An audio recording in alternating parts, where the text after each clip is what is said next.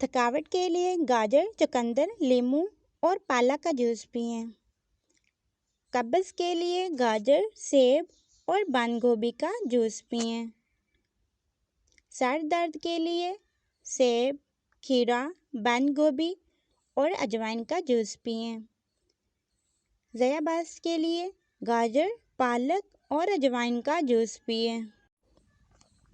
दम्मा के लिए गाजर, पालक, सेब और नींबू का जूस पिएं। चक्कर आने के लिए सेब, गाजर, चुकंदर और नींबू का जूस पिएं। नज़र की कमी के लिए गाजर और अजवाइन का जूस पिएं। गुर्दों की सफाई के लिए गाजर, तरबूज, खीरे और धनिया का जूस पिएं। नज़र की कमी के लिए गाजर और अजवाइन का जूस पिएं। ज़हनी दबाव के लिए गाजर, सेब, पालक और चुकंदर का जूस पिएं।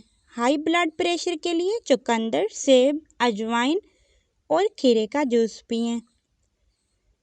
गुर्दे की पथरी के लिए माल्टे, सेब, तरबूज और नींबू का जूस पिएं। परेशानी के लिए स्ट्रॉबेरी और नाशपाती का जूस पिएं। कमज़ोर याददाश्त के लिए अनार, चुकंदर और अंगूर का जूस पिएं।